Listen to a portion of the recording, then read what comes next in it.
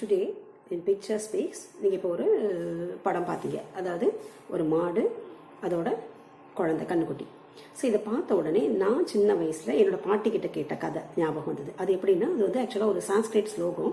அந்த ஸ்லோகத்தை வந்து அவங்க ரொம்ப அழகாக டியூனோட பாடிட்டு அதோட ஒவ்வொரு வரிக்குமான ஒரு விளக்கத்தை கதையாக சொல்லுவாங்க. அந்த கதை ரொம்ப அழகான கதை. அது அவங்க அந்த சான்ஸ்கிரிட் ஸ்லோகம் பாடிட்டே அந்த கதையை சொல்லும் பொழுது நம்ம மீறி நம்ம கண்ணில் தண்ணி வரும். அந்த அளவுக்கு ரொம்ப என்ன சொல்றது, அப்படியே ஆத்மார்த்தமாக அந்த கதையை சொல்லுவாங்க. அந்த கதை கேட்ட ஞாபகம் அது வந்தது எனக்கு.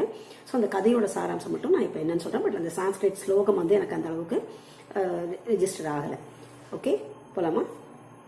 ஆக்சுவலாக ஒரு பசுமாடு, புண்ணியக்கோட்டின்னு பேர் அதுக்கு. அது வந்து இதிலெல்லாம் போய் மேய்ஞ்சிட்டு வருது. அந்த கோபாலன் அப்படிங்கிறவர், அந்த வளர்க்குற இவர் வந்து அதை வந்து எப்போவுமே யூஸ்வலாகவே மாடுகள்லாம் வெளில ஓட்டிகிட்டு போவார் இல்லையா. ஏன்னா இந்த மாடு மட்டும் ரொம்ப பொறுப்பாக இருக்கும்.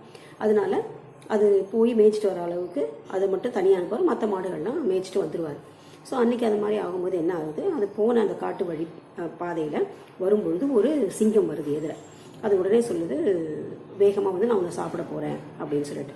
அப்போ அந்த பசு சொல்லுது, இல்லை ப்ளீஸ் என்னை சாப்பிடாத, எனக்கு ஒரு குழந்தை இருக்குது, அவன் எனக்காக காத்திருப்பான் வீட்டில். ஸோ அவனுக்கு போய் நான் வந்து உணவு கொடுத்துட்டு நான் வரேன், அப்போ நீ என்னை சாப்பிடலாம் அப்படின்னோடனே, நான் உன்னை எப்படி நம்புறது? ஒரு முறை இறை வந்து தப்பினா எனக்கு திருப்பி கிடைக்காது, எனக்கு தெரியாது அது. அதனால் இறையாக வந்து ஒன்று நான் எப்படி விட முடியும் அப்படின்னோடனே அது வந்து சொல்லுது, நான் சப்போஸ் இந்த உன்னோட வார்த்தைக்கு இந்த பண்ண ப்ராமிஸ் இப்போ உனக்கு பண்ணுறேன் இல்லையா, திருப்பி வரேன்னு, அந்த சத்தியத்தை மீறினா எனக்கு என்னென்னலாம் கிடைக்கும் அப்படின்னு எனக்கு தெரியும். அதாவது நிறைய விஷயங்கள் சொல்கிறது. நம்பிக்கை துரோகம் பண்ணுறவங்களுக்கு என்ன இது தண்டனையும் அது கிடைக்கும், பிறரை ஏமாத்துறவங்களுக்கு என்ன தண்டனையோ அது கிடைக்கும், வியாபாரம் செஞ்சு ஏமாத்தினா அதுக்கு என்ன தண்டனையோ அது கிடைக்கும், குழந்தைகளை துன்புறுத்தினா என்ன தண்டனையோ அது கிடைக்கும், மனைவி துன்புறுத்தினா என்ன தண்டனையோ அது, இந்த மாதிரி மக்கள் என்ன அனுபவிப்பாங்களோ அந்த தண்டனை எனக்கு கண்டிப்பாக கிடைக்கும், அதனால நான் வரேன் அப்படின்னு. ஸோ இவ்வளோ சொல்லுதே இந்த பசு, அதனால கண்டிப்பாக வரும் அப்படின்னு சொல்லிட்டு அந்த சிங்கம் வந்து அனுப்பிச்சிடுது.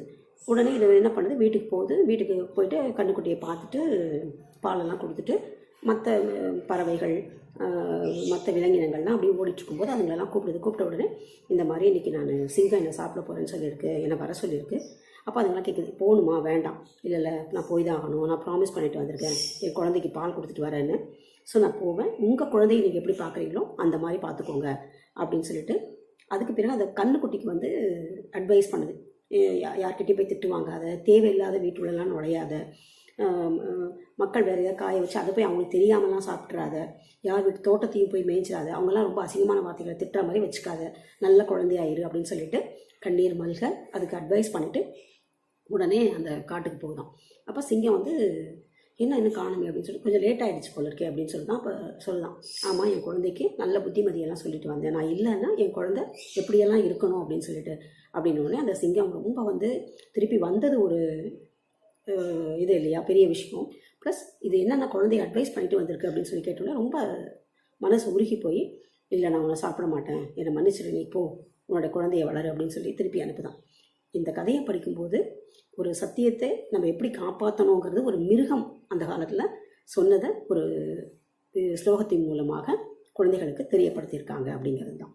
ஸோ நம்ம கொடுத்த வார்த்தை அதை காப்பாற்றணும் அப்படிங்கிறது. இன்னொன்று, எந்த சூழ்நிலையிலும் நமக்கு வந்து ஒரு துன்பம் அப்படின்னா நம்ம வந்து அதுக்கு எப்படி அதுலேருந்து மீண்டு வரத்துக்கான முயற்சி எடுக்கணுமே ஒழிய அதை நினச்சி துவண்டு போய் அந்த நிமிஷத்தில் பதறி போய் எந்த விதமான இதுவும் எடுத்துடக்கூடாது அப்படிங்கிறதுக்கு தான். சரியா?